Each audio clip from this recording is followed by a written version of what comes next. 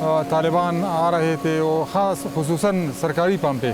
तो असल वजह ये थी कि इन्होंने वो अपनी ज़ाती मलकियत को तस्वुर कर रहे थे जो सरकार के पंप थे।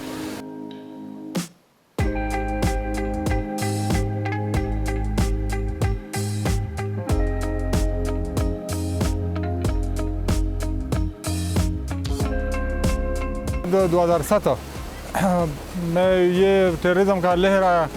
टेररिज्म की लहर के दौरान जो है ना, ये बहुत ज़्यादा मुतासर हुआ था ये कारोबार। उस वक्त में कोई भी टूरिस्ट यहाँ पे नहीं आ रहा था।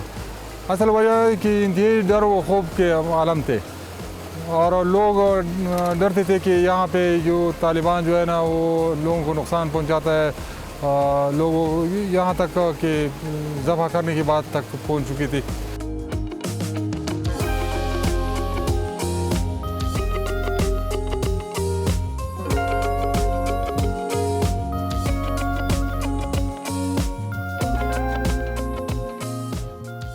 अब जो अमन आए हैं, तो अमन के हवाले से बस यहाँ पे बहुत से टूरिस्ट, और इस साल जो है 2019 की ईद उल फितर के दौरान बहुत से लोग, तकरीबन लाखों की तादाद में लोग यहाँ पे आए हैं।